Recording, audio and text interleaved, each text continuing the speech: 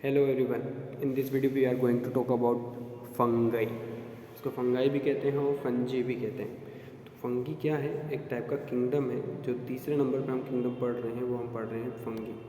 ठीक है, तो अभी तक हमने क्या क्या डिस्कस किया? हमने पढ़ा क्या? हमने मोनेरा को कंप्लीट कर लिया, ठीक है, प्रोटिस्टा को कंप्लीट कर लिया है, और आज हम पढ़ रहे हैं फंगी के बारे में। तो फंगी की कैरेक्टरिस्टिक्स पहले जानते हैं कि वो कैसे डिफ़र करता है मोनेरा और प्रोटिस्टा से। तो सबसे पहले अपन स्टार्ट कर देते हैं आगे की तरफ।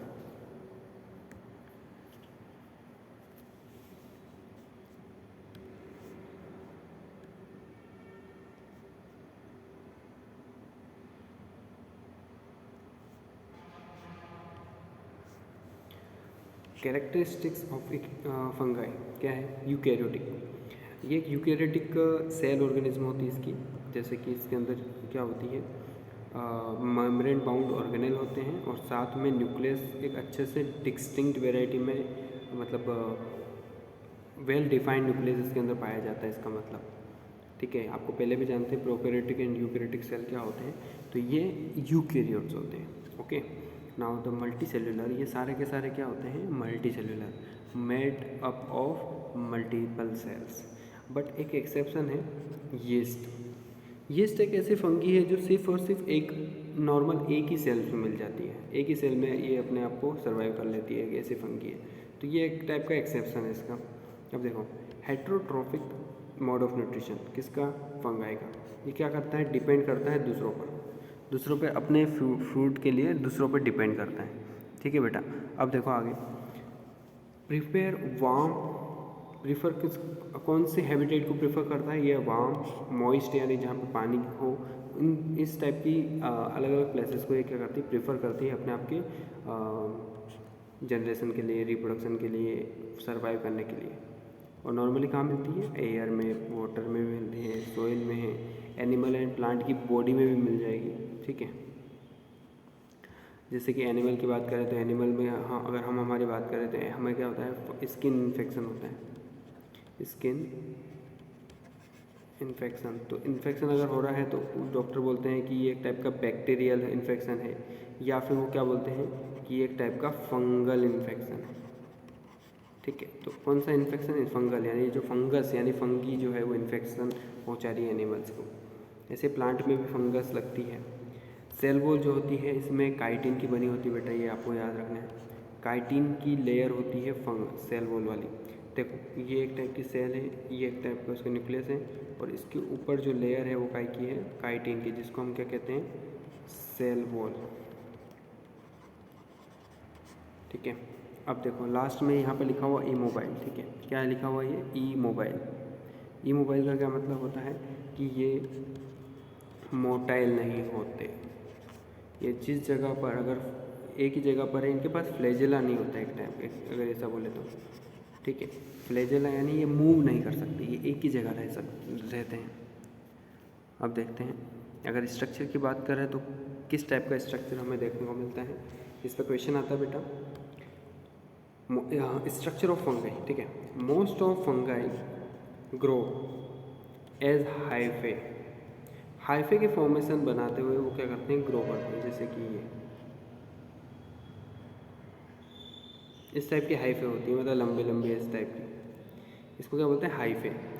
ठीक है, और हाइफे का क्या मतलब है? Long, slender, thread like structure. लंबे होते हैं, सिलेंडर जैसे होते हैं, और थ्रेड जैसे, मतलब एक थ्रेड मतलब धागे जैसे होते हैं। इस टाइप के स्ट्रक्चर को बोलते हैं हाइफे।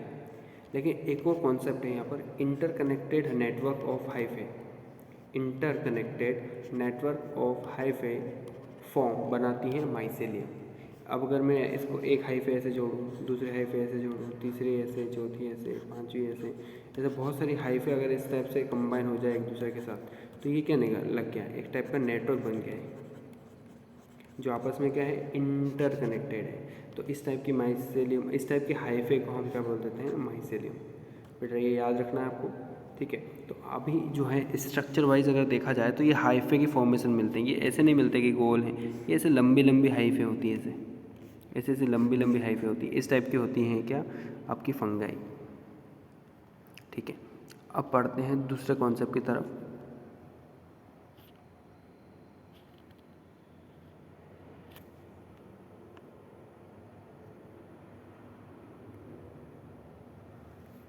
दूसरे कॉन्सेप्ट की तरफ चलते हैं।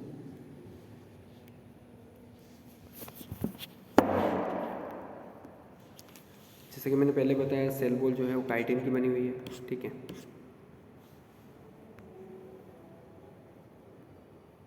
और साथ में इसमें पॉलीसेकेराइड में मतलब इसके अंदर साथ में रहता है काइटिन का। इससे काइटिन के अंदर क्या कौन सी चीज़ मिली होती है? साथ में पॉलीसेकेराइड।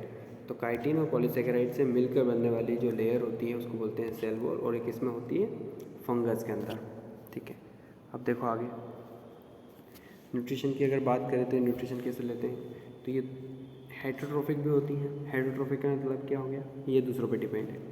अब हेटरोट्रोफिक में कौन कौन से टाइप होते हैं? जैसे फॉर एग्जांपल सेप्रोफाइटिक। सेप्रोफाइटिक का मतलब होता है जो भी एनिमल डेड एंड डिके होते हैं, जो ख़राब हो गए, सड़ गए, ख़त्म हो गए, उनके ऊपर ये सर्वाइव करती है, उनको ख़त्म करने का काम करती है फंगस, ठीक है। उसको डिकम्पोज करने का काम करती है। तो इस टाइप के जो ऑर्गेनिज्म होते हैं उनको सेप्रोफाइटिक कहते हैं। तो ये फंगस सेप्रोफाइटिक मोड भी रिप्रोड्यूस कर सकती है, सेप्रोफाइटिक मोड ऑफ न्यूट्रिशन भी शो करती है। एंड पैरासिटिक यानी कि लिविंग ऑर्गेनिज्म के ऊपर डिपेंड होकर क्या करना, न्यूट्रिशन लेना, ठीक है। और ये और भी तरीके से कर सकती है। जैसे फॉर एग्जांपल यहाँ पर एक सिम्बायोटिक एसोसिएशन नाम वाला वर्ड है, सिम्बायोटिक रिलेशनशिप। सिम्बायोटिक रिलेशनशिप का मतलब होता है कि अगर कोई एक ऑर्गेनिज्म है और ये दूसरा ऑर्गेनिज्म है, तो ये इसको फ़ायदा पहुँचाएगा, ये इसको फ़ायदा पहुँचाएगा, एक दूसरे पर डिपेंडेंट हो गए। ये इस पर डिपेंड है, ये इस पर डिपेंड है, तो ये इसके ऊपर कुछ, ये इसका कुछ यूज़ करेगा, ये इसको कुछ यूज़ करने देगा, ठीक है। तो इसको बोलते हैं सिम्बायोटिक एसोसिएशन।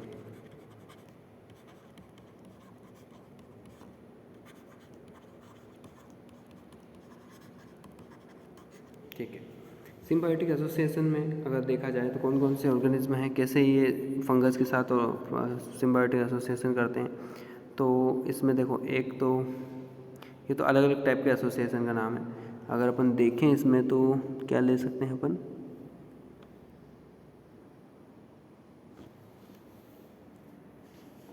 यहाँ पर देखते हैं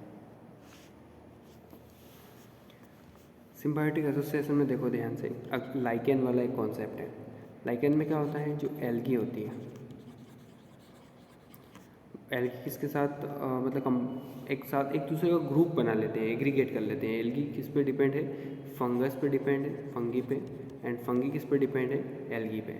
एल्गी क्या करती है? फंगस को न्यूट्रिशन प्रोवाइड करवाती है। एल्गी क्या काम है? फोटोसिंथेसिस की प्रोसेस करना है और उसके बाद फूड बनना है, तो वो किसको दे देती है? फंगस को। फंगस की हेल्प कर देती है न्यूट्रिशन में। और फंगस इसकी हेल्प कैसे करता है? वो करता है शेल्टर के फॉर्म में, वो उसको शेल्टर देता है। क्या देता है? शेल्टर देता है रहने के लिए। तो इस टाइप के कंपोजिशन को बोलते हैं लाइकेन। याद रखना बेटा, लाइकेन कहते हैं इसको, ठीक है बेटा। तो ये क्या एक टाइप का सिम्बायोटिक एसोसिएशन है। अब बढ़ते हैं अपन आगे।